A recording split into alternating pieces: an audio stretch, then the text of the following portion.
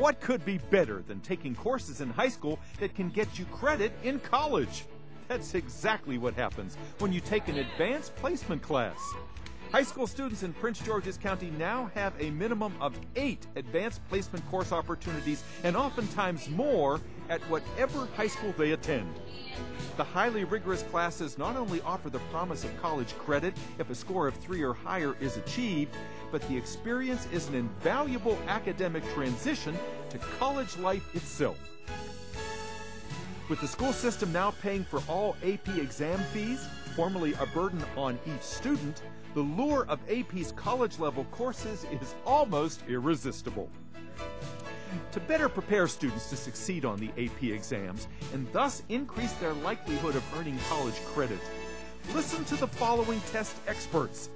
Since each one has had long experience in scoring the AP exams, their advice and insights on how the tests are formatted, what test-taking strategies work best, and how to successfully prepare for the tests all come from practiced professionals. The Prince George's Schools appreciates the efforts of the College Board, which helped arrange for the people you're about to meet in the 8 episodes of this series.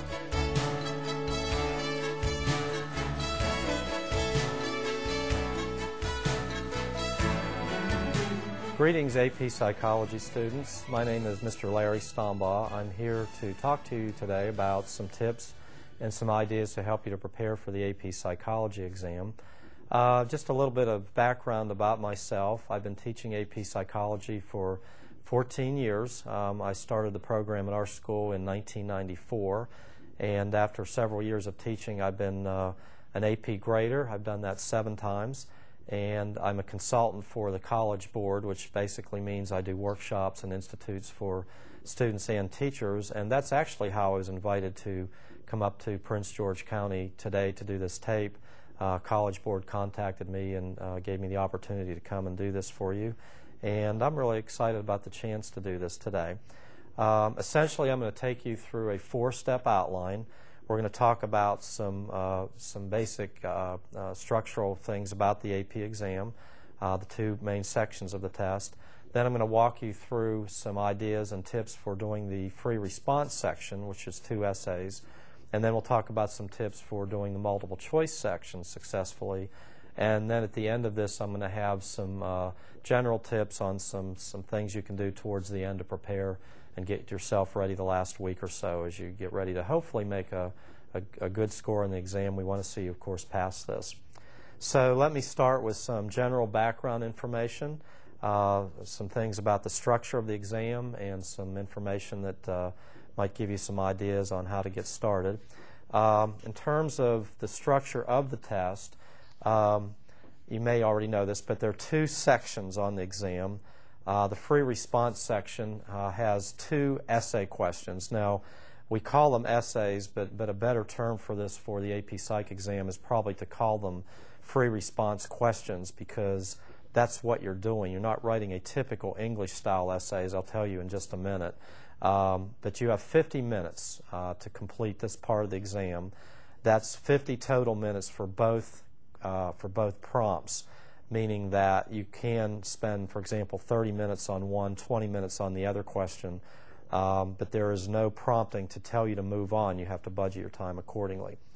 The multiple choice section of the exam is 100 questions, and you have 70 minutes to complete this part of the test. So as you can see, 50 minutes here, 70 minutes here. It is a 2-hour exam total, if you do the math. And there is actually a short out-of-the-room break when you do this test, restroom break or a break for a snack or for something like that. So even though this is a relatively short AP exam, shorter than most, you actually do get a physical break between the 2 sections. So that's how you'll have to budget your time to complete the free response and your multiple choice. The AP Psychology exam is scored like the other AP test. It's scored on a 1 to 5 scale. And as you can see here, a 1 is an indication of no recommendation for college credit. The language here says a 2 is possibly qualified, but just to clarify, students scoring a 2 will not earn college credit. It means that you've done moderately well on the test, but you wouldn't be recommended to get credit for this for college. Most schools do accept a 3. But you need to check with any competitive school or university to make sure they accept 3s. For example, in North Carolina, where I'm from, schools like Wake Forest and UNC Chapel Hill and Duke that are competitive colleges, even though 3 is the typical standard for college credit, they do not accept 3s at those schools. And there are probably similar colleges and universities in this area which like to see a 4 or a 5. 4 is an exceptional score. Roughly 40% of the students score a 4 or better. That will earn you college credit at nearly any college or university. And we as teachers love to see a 5. This means you're extremely well qualified. Roughly 18 to 20% of the students taking the psych exam score a 5. So I'm just always thrilled to see a student score so well on the test. Overall, about 70% of the AP test takers for psychology score a 3, 4, or 5. That's typically what we see, about 68 to 70%. Okay, and as I just said, in practical terms, most of the time a score of 3 will earn you college credit, but to reiterate, it's important to check with competitive schools and universities to be sure that that 3 will earn you the credit that you're looking for at that particular type of college. There are a few out there that only accept 4s and 5s. Okay? Now, in terms of the weight given for each part of the exam for psychology, this is the overall breakdown in terms of topical areas and how much weight is given. And by weight, I mean the percentage of questions that devote their emphasis to these topical areas. This would include possibly some content for the 2 free response, but basically this is the breakdown of how this would play out for the multiple choice section of the exam. And I'm just going to run down through this with you. About 8 to 10% for history and methods. Now by methods, they're referring to methodology as in research. The scientific method is often one of the 2 prompts, being able to outline how the scientific method is employed. Case studies and other research methods. The history portion of the exam is typically pretty light. They may ask a few questions about the overall history of psychology, taking us back, of course, to the mid-19th century. But that's not typically a real strong point of emphasis. Methodology is more what I would see in these 8 to 10%. Neurobiology. Now let me stress something here. This is referring to the foundational biology of the course, parts of the brain, the nervous system, the endocrine system. I just want to be really strong in emphasizing, and you'll see this in my last part of the conversation to you, that biology also is a part of some of these other areas. As the course evolves, the biology that we do early is often back into play. And that's a good segue into sensation perception. This is 7 to 9% of the exam, as you can see. There will be some biology here as well that's not included up here. Examples of biology would see in sensation perception would be parts of the eye, parts of the ear, the basic senses, and how that applies to the sensation perception knowledge that you've acquired during the year in the course. Now, only 2 to 4% for consciousness states of consciousness. This disappoints some students because this is, for a lot of students, the more interesting part of the course, sleep and dreams and hypnosis. But unfortunately, it doesn't get a whole lot of emphasis on the AP exam, just typically 2 to 4 questions. Now, by learning, which is 7 to 9% of the exam, we are talking about operant conditioning, classical conditioning, observational learning. The middle part of the course where you learned about applications of operant conditioning from B.F. Skinner, Pavlov's discussions about classical conditioning. So this is not cognitive learning. This is behavioral learning, the stuff that you picked up, like I said, learning about B.F. Skinner and Pavlov and those folks. The cognition areas are what I'm about to point out to you next, where we have 3 topical areas covered. So let's go on to that. Cognition is 8 to 10% of the AP exam. This includes 3 cognition areas: memory, thinking and language, and intelligence. So those 3 specific areas are all lumped into what we call the cognition areas. Most of the course does cover behavior and personality. If you remember, in the middle part of the year, you targeted these particular cognition areas, and that gets a pretty good amount of emphasis for the exam as well, about 8 to 10%. Next, we have motivation and emotions. In most books, that is a 2-chapter unit. They give this a weight of 7 to 9%. This includes the motivational discussion, which takes into play Maslow's hierarchy of needs triangle, and emotions, of course. You remember studying the emotions theories, James Lang, Cannon-Bard, and some of those theories that go along with emotions. 7 to 9% for this. Developmental. This is one of my favorite areas of the course, where you work through the entire life cycle and talk about the important developmental theorists, Piaget and Kohlberg and Erikson and those folks. You can see the emphasis here is fairly strong. About 7 to 9% of the exam covers developmental psychology. And then personality theories, 7 to 9%.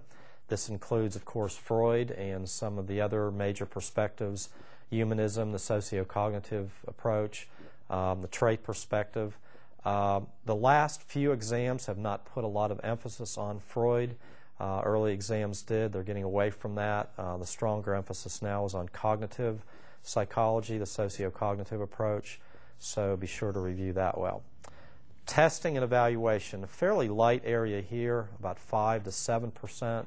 This includes the types of tests that are done to evaluate cognition, achievement tests, aptitude tests, and how those are scored and evaluated. We are seeing in recent exams a little bit more emphasis on statistics, typically now 2 to 3 questions on stats, sometimes including a few graphs. That's been a little bit of a change because the exam seems to be getting a little bit more objective with the biology and the statistics emphasis. And finally, a few more areas. Abnormal psychology, about 7 to 9%. Of course, there the focus is on mental illnesses. And once again, we might see some biology questions because they might have particular questions about causes of these illnesses that are nature-based or biologically based. 5 to 7% on treatments and therapies. Now that could include what I call conversational therapies. Again, going back to the theories, psychoanalysis, humanism, cognitive therapies. This could also include biomedical therapies, drug therapies, electric convulsive therapy for depression, and so forth. So several questions on that. And most of you probably finished the course with social psychology. This is where I am currently. This covers, of course, group dynamics, group conformity issues, and the famous social psych experiments, the Zimbardo experiment on the prison life at Stanford, the Milgram experiment, and the Ashline experiment on conformity to group pressure. 7 to 9% there. So that's basically a breakdown of how the exam is split into areas of emphasis. And I'll repeat one more time that this would mainly be the breakdown for the multiple choice part of the exam. These also, of course, could be questions that we would see in the free response section. Okay, let's move now to my infamous top 10 tips. Not quite as exciting as David Letterman, but top 10 tips for writing your 2 free response essay questions. These are all very important. Be sure to always read the prompt 2 times. Notice I've underlined this. This is really, really important because if you don't get yourself centered on what specifically the prompt is asking for, you could end up on a tangent. You could end up losing track of what you're supposed to be focusing on. And that could become a time issue because if you're not answering the direct prompt, you could get on a tangent that will really take you off course. One story I often have told about this is several years ago when I was grading one of the prompts. I read this absolutely wonderful essay that a student wrote where his or her focus was on developmental psychology. And they took me through all the major theorists. They talked about Kohlberg and Erikson and Piaget and wrote this absolutely wonderful essay. But the problem was the prompt had nothing to do with developmental psych. I'm not sure how they got on that tangent, but it's very important to make sure you are focused specifically on what the prompt is asking for. So please read it 2 times. make sure you take the time to do that, because that's just very important to stay on track with what the essay is asking for. And that's essentially what I'm saying here in number 2. By reading it twice, you're going to be specifically focused on what the prompt is asking you to do. Now, number 3 is an important point as well. Determine how many points the question is worth. During the year, your teacher, when they give you a free response question, may give you that within the question. But on the AP exam, that is not a luxury you have. You have to actually determine that. And the reason this is so important is because it helps you focus on how you'll structure your question. An analogy I often give my students is you're playing pinball. Essentially, you're determining, is this worth 8 points, 10 points, and then how many bumpers do I light? It's that kind of writing style where you're very technical rather than verbose and creative like you are in an English essay. After you determine your point value, this is another very important tip. Determine what kind of rubric the AP grader has beside them. And typically, going back to my prior point, these are going to be very structured rubrics where they're blocked into sections where each point is addressed in a very objective way. Try to picture what that rubric might look like for your grader. And if you can picture that, that will help your writing to get you on track with the grading that they're actually doing. This grading is literally done in a checklist format. As each point is scored, the grader gives that a check mark. After they've completed reading your essay, they simply add the number of check marks up, and your grade is determined from that. 6 out of 10, 8 out of 10, whatever you scored. My 5th tip for this is to write an outline of what your response is going to be in the little green booklet that's inserted into the free response section of your AP exam. Every exam has one of these. They will show you the 2 prompts and give you a lot of writing space to do whatever you want. Given that we only have 50 minutes, as you remember earlier, to write both of these, you don't want to get too carried away with this, but it's a good idea to write just a general outline. Once again, the strategy being to keep you on track with your writing and not getting you off on a tangent. Your teacher should get this outline in their faculty mailbox within a couple of days after the exam.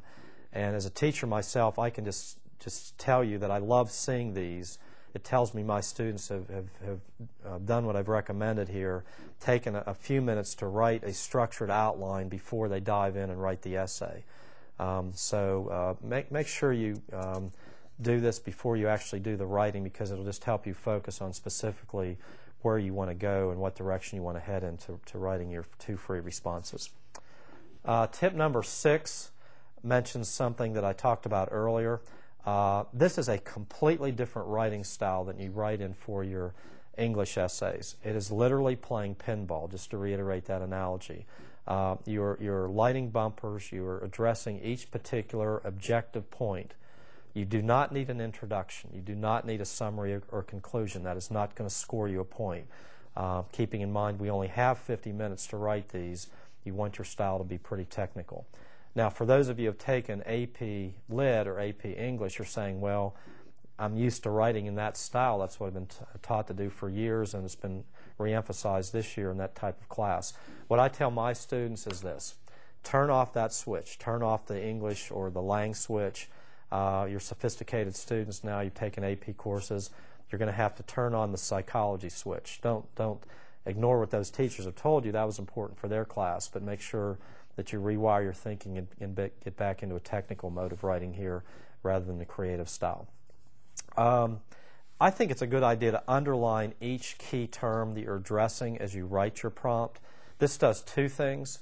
One thing this does is it helps you to focus again on that technical writing style. And the second thing about this is kind of a subtle tip, but the typical AP exam grader will, believe it or not, read about 100 of these a day, maybe as many as 700 to 1,000 essays in the week that we do the AP grading.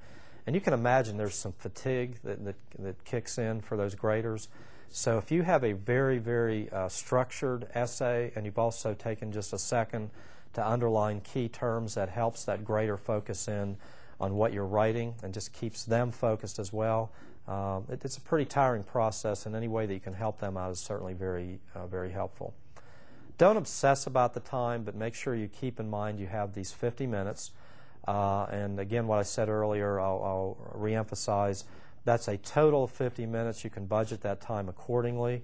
I typically have more students who do not finish this part of the test than the multiple choice. Now, most of mine do finish both sections, but there seems to be a little bit more of a time issue with the free response than with the multiple choice. You do have to make sure that you keep yourself focused and on task, and in that technical writing style, not doing the verbose thing, and then you should finish comfortably if you do that. And finally, my last two tips.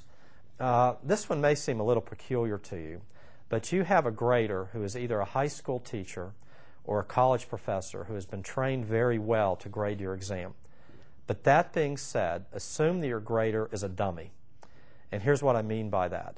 When you explain any of the terms that you're addressing in your free response, make sure you explain that term in a really specific way to show your grader that you know what you're talking about. Prove to them specifically that you've taken an AP course, not an honors class, not a regular level psychology class. You have taken an AP course. So, for example, if you're explaining a biology term, explain that in a really collegiate fashion. Assume your grader doesn't know this term. Assume that they need to be taught this term in a collegiate sort of explanation. And another related idea about explaining terms is please do not mimic the term itself in your description or definition. An example of that is a term you should be familiar with, modeling. If you're describing modeling behavior, don't use modeling in your definition. That may seem like a simplistic tip, but you're just simply parroting the term itself back in the definition. What you could talk about is imitation, or something that is still modeling, but showing that you're using the term in another way. And finally, tip number 10. This may seem also a little simplistic, but it's very important. Please write neatly. I know some of you seem to not write so well. A lot of my brightest students are the ones sometimes that don't write so well. You're encouraged to write in pen because these exams are shipped, and as you know, pencils sometimes do tend to bleed a little bit. Keep in mind, again, you have a very fatigued grader in some cases. They've graded now for 4 or 5 days. You don't want to frustrate them with a messy essay or one that's not written well. So always do your best possible handwriting and make sure that you've made it easy for your grader to read what you've written. Okay, so hopefully that will help you to write 2 pretty effective free responses to that part of the test. Let's move now to how could you do well on the multiple choice section. The multiple choice is roughly 2/3 of the weight of your exam. The free response, of course, then would be 1/3. So we want to do especially well here. We want to do well on both sections, but we want to certainly do well in the multiple choice section. 70 minutes, as I said earlier, to complete 100 questions. Now, I'm not sure how that strikes you, but I actually find that most of my students finish this portion of the test pretty comfortably. I like to tell the story about the first year I was teaching, and of course, the first year you taught AP, you're nervous about your scores and how well your students have done. And we're not physically allowed in the exam room with our students. That's an obvious thing to say.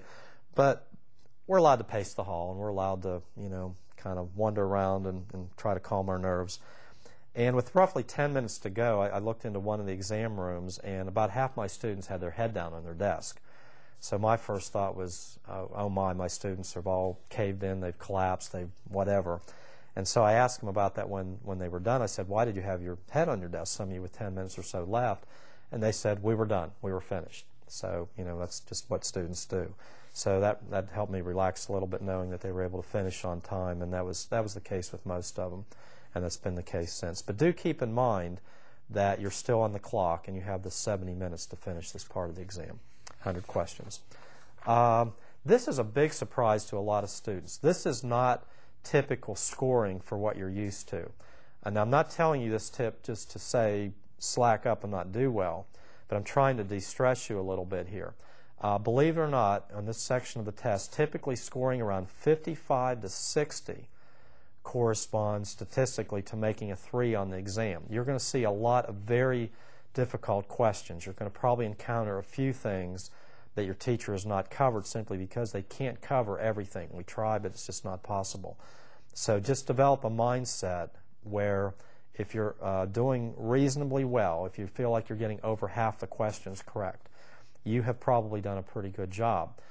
If you get this score up around 75 or 80, and assuming you've done well in the free response, you probably have a good shot of scoring a 5 on the exam. And the reason I'm pointing this out is being AP students, you expect to score 85, 90, 95 on a test to consider it an exceptional score. But keep in mind, this is an AP test, and eventually your scores are going to be standardized to how the whole country has done. And typically, this is the kind of mid-range score you see. I said this, of course, for the free response questions, but we need to say it again here for the multiple choice. Please read each question carefully. You will see a pretty sophisticated question with 5 possible choices. You want to narrow those choices down. Again, you do not have to rush. You have roughly a minute per question. So you do want to take the time to read each question carefully. And that'll get reiterated here with some of these other bullets. Look for keywords. Look for what I call buzzwords. The way that your teacher explained terms during the year, points of emphasis, things that might jump out at you as you're looking at particular choices. A good rule of thumb is that if a word jumps out at you within one of the 5 choices, I tell students to go with that, because typically that's been a word that your teachers emphasized during the year, and they want you to connect with that and use that as a possible choice when you're answering these multiple choice questions. Number 5, you've done this a lot in different types of tests over the years. You obviously want to narrow down your choices by eliminating any answer that does not seem to have a realistic application. Just to elaborate on that a little bit, this basically means if a choice seems to not even be in the ballpark, or if it seems to be something completely out of the realm of something you've been taught, it's a pretty good bet that that's been put into play just to give you 5 options to look at. But in fact, it's not part of one of the options you would consider. I tell my students very, very bluntly, if there's a choice or two that just seems to be almost completely out of range, just go with your gut and eliminate that right off the bat. Try to narrow this down at least to a couple of good choices. Number 6 says do not overthink these questions. Once you've established what you think is the best answer, or at least if you've narrowed it down to a couple good choices, at that point, go with it. I don't know if this happens to you during the year when you're bubbling in your Scantron on a multiple choice test, but you'll get it back and you'll have 5 or 6 that you change the answer to. And in many cases, you've actually had most of those correct the first time. You kind of overthought the question a little bit, and as a result of that, you lost credit for a question that you actually knew. This is psychology. It's not calculus. Most of the time, your gut instinct is what works for you, and you probably don't want to overthink or change too many answers that you felt good about when you first went with it. And that's actually my next bullet. Go with your instincts. Typically, the first answer is the one that seems to hold up, so stay with that in most cases. Students often ask about a guessing penalty. Is there a guessing penalty for this section of the exam? There is not a guessing penalty for the free response. You want to complete those 2 prompts very thoroughly and not leave yourself with a feeling, I should have said that and I didn't. In this case, however, there is a guessing penalty. But let me just tell you, this is a rather light penalty. If you're familiar with how they implement this for the SAT, they take off 1/4 the number wrong from your correct answers, meaning simple math. If you've missed 12, you'll actually only lose 3 composite points if you're following my math. So that leads to my next point. You should not leave too many questions blank. It's not unusual for a student to leave 5 to 7 blank, but we're back to what we said earlier about making a good educated guess. And I'm assuming you've prepared well for this test and your teachers prepared you well. You can certainly feel comfortable with leaving a few questions blank, one where you absolutely have no clue at all. You look at this question, the terminology doesn't click for you, the choices don't even seem to come into play. That's a question you would leave blank.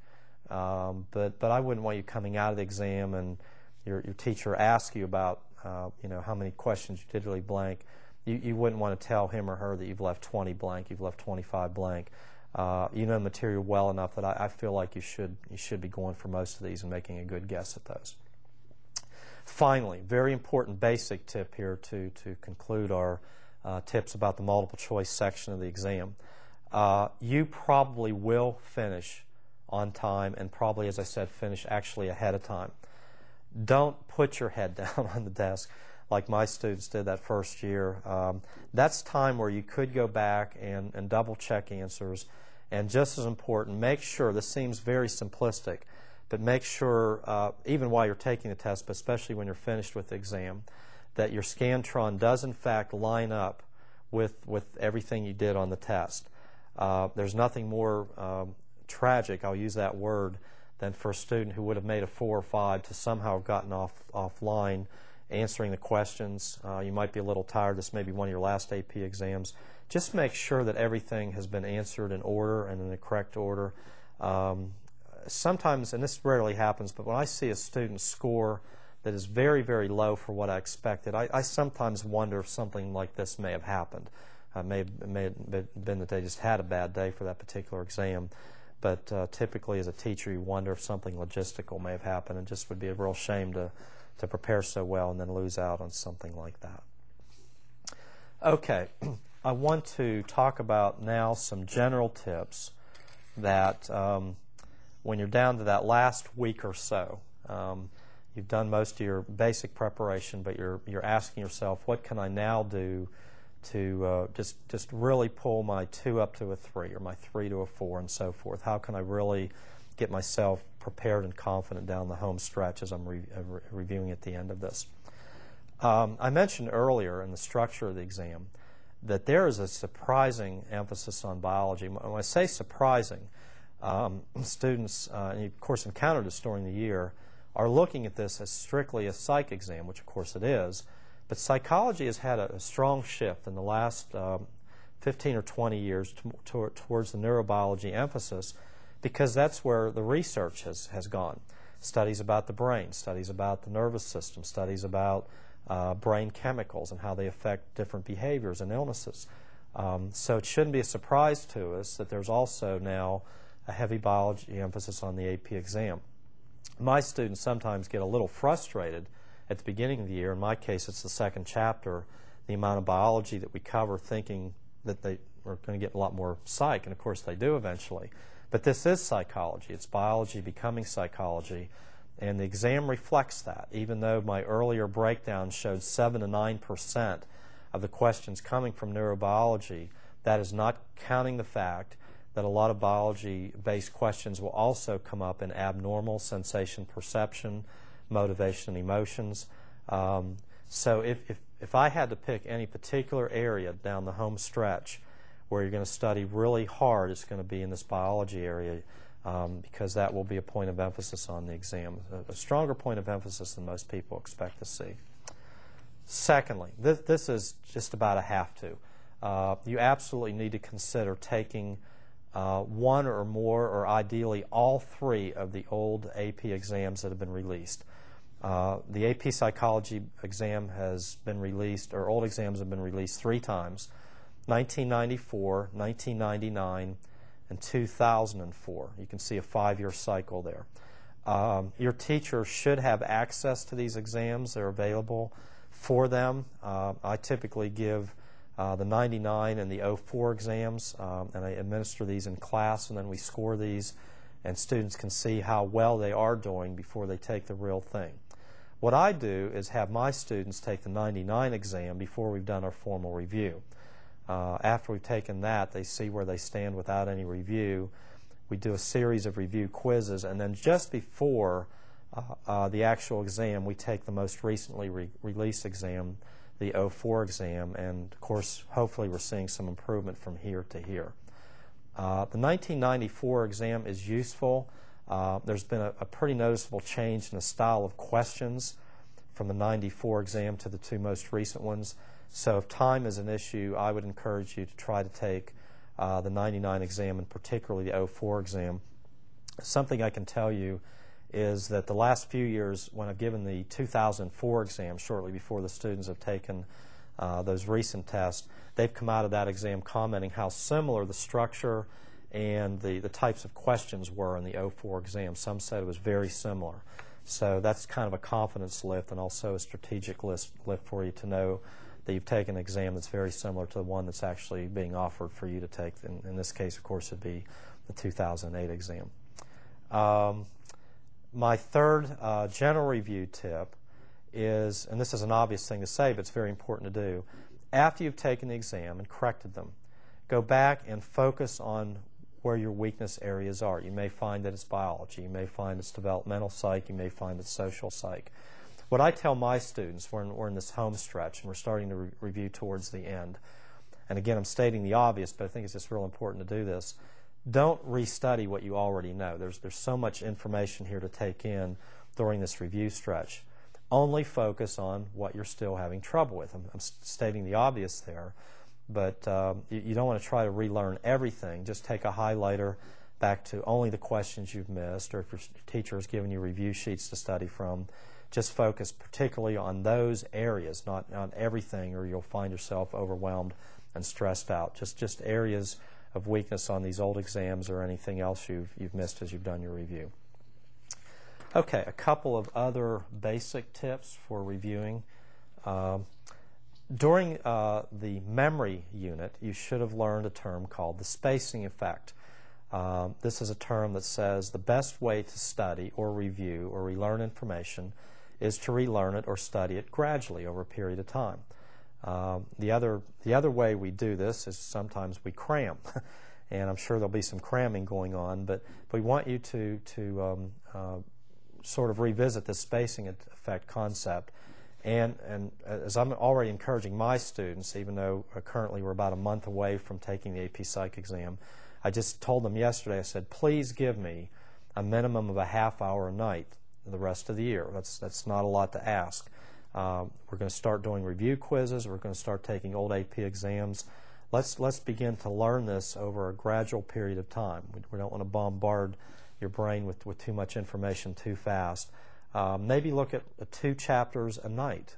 Go back over a couple of chapters a night, and over a period of 2 weeks, you would have pulled all this information back and demonstrated the spacing effect concept that we've learned is effective as a means of study. Okay, a couple of other tips. There are some outstanding review books out there for purchase. These can be found at Barnes & Noble's, Books A Million, Borders, all the typical places you buy books of this nature. If they don't have these on their shelf, they can typically order these and get them to you in a week or so. There are 2 that I'm particularly fond of. One is the Barron's Guide. This contains a lot of study tips, and it's a good review guide of the content of the course.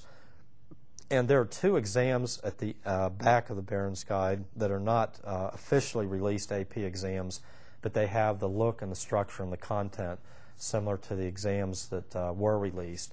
So again, some more practice material that can be helpful to you. This runs about $20, as does this other one I'm going to mention in just a second, 5 Steps to a 5. That is money well spent. Your AP exam usually costs somewhere around $85. So what I tell my students is it's certainly worth considering spending an extra $20 to find a good review book to help you to do your preparations in the last several weeks.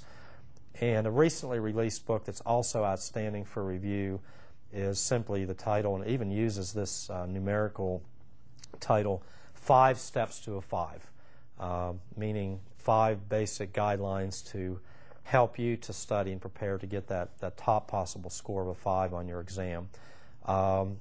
I don't think it's probably necessary to purchase both of these. Then you would be looking at $40 or $50.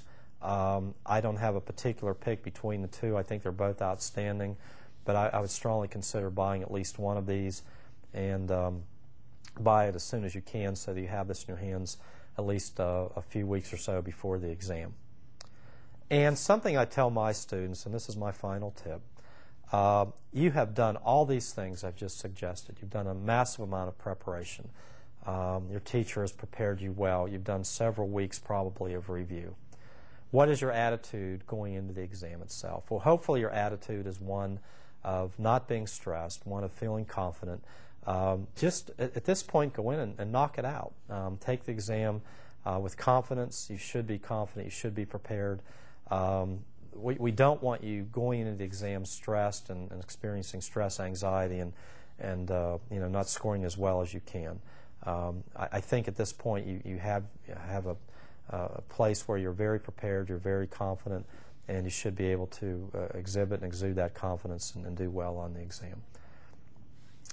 I really hope this has helped prepare you for the AP Psychology exam. It's just an opportunity for you to prove what you've learned, how well you've done in your course, how well you've mastered a college-level class. And the AP exam is a way to show that to colleges, but also to prove it to yourself and to give yourself a sense of validation that you've prepared yourself well, you've studied hard, you've prepared. And I'm sure if you do the things that you've been encouraged by your teacher to do, and you take some of these tips in mind that I've suggested to you today, that you should do very well on the test. You should come out feeling that you did your best possible, and should be a very good and successful experience. Thank you for taking the time to sit through this tape. I hope it's been helpful, and I wish you the best of luck on your exam when you take it.